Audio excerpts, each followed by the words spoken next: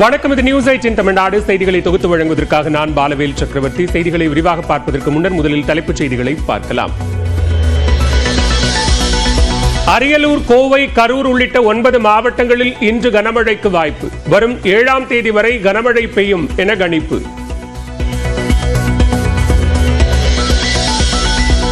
திருவள்ளூர் மாவட்டம் பெரியபாளையம், ஊத்துக்கோட்டை பகுதிகளில் சூறை காற்றுடன் ஆலங்கட்டி மழை. திருவள்ளூர் நகரப்பகுதி மற்றும் சுற்றுப்பகுதிகளிலும் பலத்த காற்றுடன் கொட்டும் மழை.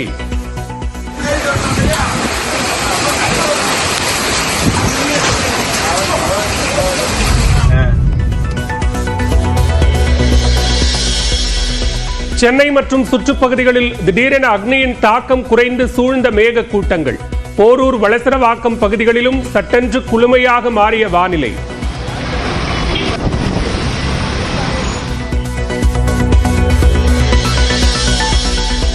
மதுரை ஆதீனம் வாகனம் விபத்திற்குள்ளானதில் சதித்திட்டம் எதுவும் இல்லை என காவல்துறை விளக்கம்.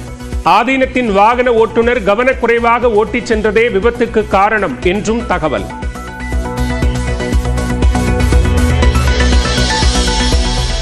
தமிழ்நாடு உட்பட நாடு முழுவதும் நடைபெற்று வரும் இளநிலை நீட் மருத்துவ தேர்வு. கடும் கட்டுப்பாடுகளுடன் தேர்வெழுதும் மாணவ மாணவிகள்.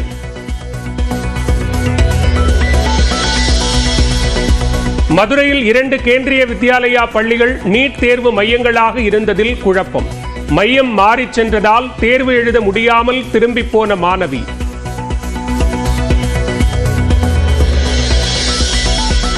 திருவாரூர் மத்திய பல்கலைக்கழகத்தில் தாலியை கழற்றி தேர்வு மையத்திற்கு அனுப்பி வைத்த கணவர்.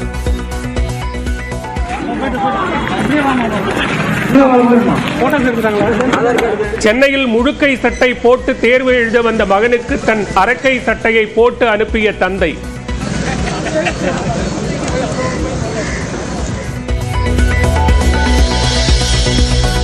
கடும் கட்டுப்பாடுகளுக்கு மத்தியில் நீட் தேர்வறைக்குள் மாணவர்கள் அனுமதி.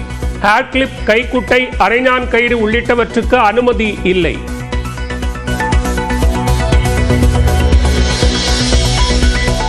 திருப்பூரில் உடையில் அதிக பட்டன்கள் இருந்ததால் நீட் தேர்வு எழுத அனுமதி மறுக்கப்பட்ட மாணவி. பைக்கில் அழைத்துச் சென்று புதிய உடை வாங்கி கொடுத்த பெண் காவலர்.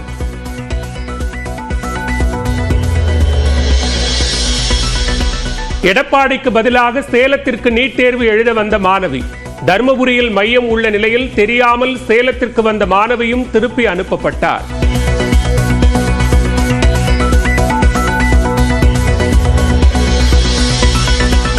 அதிமுக பாஜக கூட்டணி பிரஷர் கூட்டணி அல்ல, பிளஷர் கூட்டணி. முதல்வர் ஸ்டாலின் தான் மிகுந்த பிரஷரில் இருப்பதாகவும் பாஜக மூத்த தலைவர் தமிழிசை சவுந்தரராஜன் விமர்சனம். நீங்க பிரஷர் வைக்கிறீங்க, நாங்க பிரஷர் வைக்கிறோமா? ஆக எல்லா பிரஷரையும் அவங்க வைத்துக்கொண்டு மற்றவர்கள் மீது பிரஷர் என்று சொல்லிக்கொண்டு அவங்க ரொம்ப பிரஷர்ல இருக்காங்க அப்படின்னு தெரிகிறது. தாவேக்கவில் இருந்து விலகிய வைஷ்ணவி பாஜகவில் சேர அழைப்பு விடுத்த வானதி ஸ்ரீனிவாசன். அரசியல் என்பது மக்களுக்கு சேவை செய்யக்கூடிய இடம் என்கின்ற உறுதி இருந்தால் எத்தகைய தடைகளையும் நம்மால் தாண்ட முடியும். அதனால் ஒருவேளை சகோதரி உண்மையாகவே மக்களுக்கு பணியாற்றுவதற்காக அரசியலுக்கு வர வேண்டும் என்று நினைத்தால் எங்கள் கட்சிக்கு தாராளமாக அவங்க வரலாம். இங்கே எல்லா வாய்ப்புகளும் எல்லாருக்கும் கொடுக்கப்படுகிறது.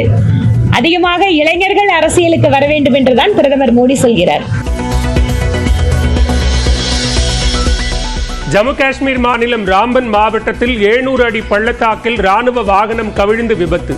ராணுவ வீரர்கள் 3 பேர் உயிரிழப்பு.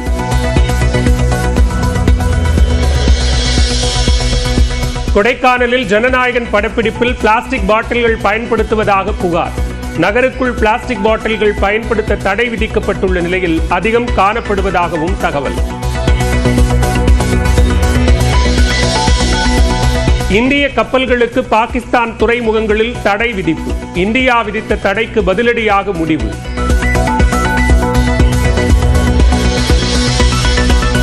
பாகிஸ்தான் முன்னாள் பிரதமர் இம்ரான்கான், முன்னாள் அமைச்சர் பிலாவல் பூட்டோவின் எக்ஸ்தல பக்கங்கள் இந்தியாவில் முடக்கம். அவதூறு பரப்புவதாக கூறி மத்திய அரசு நடவடிக்கை. கோத்தகிரியில் 2ஆம் நாளாக காய்கறி கண்காட்சி. பல்லாயிரக்கணக்கான சுற்றுலா பயணிகள் குவிந்தனர். ராஜ்யசபா சீட் தருவதாக அதிமுக கூறியது உண்மை என தேமுதிக பொருளாளர் LK சுதீஷ் திட்டவட்டம். நேரம் வரும்போது அனைத்தையும் தெரியப்படுத்த உள்ளதாக பேட்டி.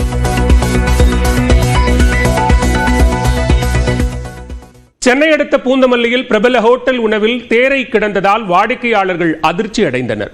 பூந்தமல்லி நகராட்சி அலுவலகம் அருகே செயல்படும் தனியார் உணவகத்தில் ஒரு குடும்பத்தினர் மதிய உணவாக அசைவ சாப்பாடு வாங்கினர். அதில் வழங்கப்பட்ட மட்டன் குழம்பில் இறைச்சி வித்தியாசமாக இருந்ததால் அதனை தனியே எடுத்து பார்த்தபோது தேரை இறந்த நிலையில் இருப்பதைக் கண்டு அதிர்ச்சி அடைந்தனர்.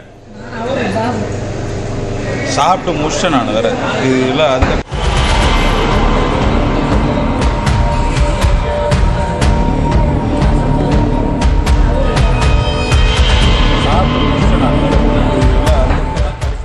இதுகுறித்து உணவக நிர்வாகத்தினரிடம் அவர்கள் கேட்டபோது வாக்குவாதம் ஏற்பட்டதாக கூறப்படுகிறது.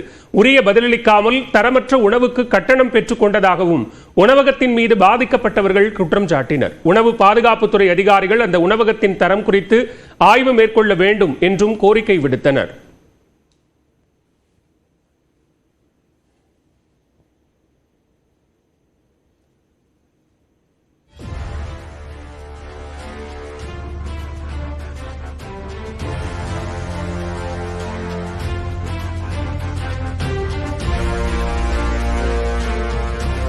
சென்னை நகர் மற்றும் புறநகரில் திடீரென இருள் சூழ்ந்து மழை பெய்து வருகிறது. கூடுதல் விவரங்களோடு இணைகிறார் செய்தியாளர் சோமசுந்தரம்.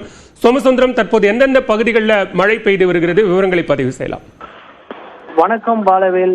சென்னை மற்றும் அதன் புறநகர் பகுதிகளில் காலை முதல் கடும் வெயிலானது வாட்டி வதைத்த நிலையில் தற்பொழுது சென்னை அதன் புறநகர் பகுதிகளில் மாலையில் திடீரென வானம் இருள் சூழ்ந்து சூறைக்காற்றுடன் பலத்த கனமழையானது பெய்து வருகிறது.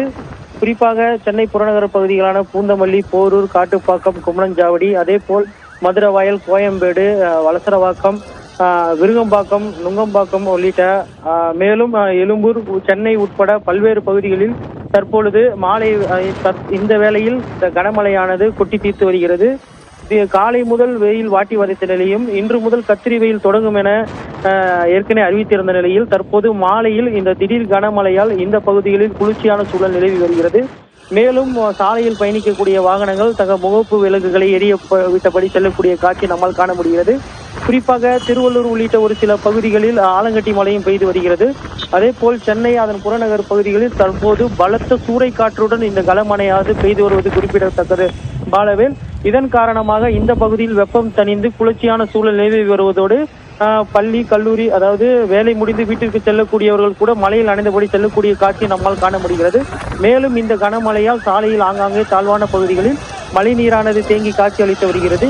இந்த திடீர் கனமழையால் இந்த பகுதிகளில் குளிர்ச்சியான சூழல் நிலவி வருகிறது. குறிப்பாக சென்னையில் கடந்த சில நாட்களாக அதாவது கடும் வெயில் வாட்டி வதைத்து மக்கள் வீட்டை விட்டு வெளியே வர முடியாத ஒரு சூழல் இருந்த நிலையில் தற்போது இந்த சென்னை அதன் புறநகர் பகுதிகளில் திடீரென இந்த கனமழை பெய்து வருவது, குறிப்பாக சூறைக்காற்றுடன் கனமழை பெய்து வருவதால் இந்த பகுதியில் குளிர்ச்சியான சூழல் நிலவி வருவது குறிப்பிடத்தக்கது பாலவேல். சோமசுந்தரம், பூந்தமல்லி சுற்றுவட்டார பகுதிகளில் தற்போது சூறைக்காற்றின் காரணமாக முன்னெச்சரிக்கை நடவடிக்கைகள் அப்படிங்கிறது எடுக்க வேண்டிய தேவை இருக்கா? கண்டிப்பாக பாலவேல். இந்த திடீர் கனமழையால் வெப்பம் தணிந்து இந்த பகுதியில் குளிர்ச்சியான சூழல் நிலவி வருவதோடு கனமழையுடன் சேர்த்து பலத்த சூறைக்காற்றும் வீசி வருகிறது. இதன் காரணமாக மின் இணைப்புகள், மின்வாரிய அலுவலகங்களில் முன்னெச்சரிக்கை நடவடிக்கையாக ஒரு சில பகுதிகளில், அதாவது மரங்கள் அதிகமாக இருக்கக்கூடிய பகுதிகள், அதே போன்று உயர மின்னழுத்த கோபுரங்கள், மின்சாரம் அதிகம் மின்சார வயர்கள் செல்லக்கூடிய பகுதிகளில் மின் இணைப்பும் ஆங்காங்கே தற்போது துண்டிக்கப்பட்டுள்ளது குறிப்பிடத்தக்கது பாலவேல். சென்னை மற்றும் புறநகர் பகுதிகளில் சட்டென்று வானிலை மாறியிருக்கிறது. மேகங்கள் இருள் சூழ்ந்து காணப்படுகிற அதே நேரத்தில் பூந்தமல்லி உள்ளிட்ட சுற்றுவட்டார பகுதிகளில் மழையும் பெய்து வருகிறது. பலத்த சூறைக்காற்றுடன் இந்த கனமழை பெய்து வருகிற அந்த காட்சிகளையும் நாம் பார்த்து கொண்டிருக்கிறோம். பெரும்பாலான பகுதிகளில் இருள் சூழ்ந்து மேகக்கூட்டங்கள் காட்சியளிக்கின்றன. தொடர்ந்து பல்வேறு பகுதிகளிலும் மழை பெய்து வருகிறது. முன்னெச்சரிக்கை நடவடிக்கைகளும் தொடர்ந்து மேற்கொள்ளப்பட்டு வருகிறது. சோமசுந்தரம், மீண்டும் ஒரு முறை தகவல்களை பதிவு செய்யலாம்.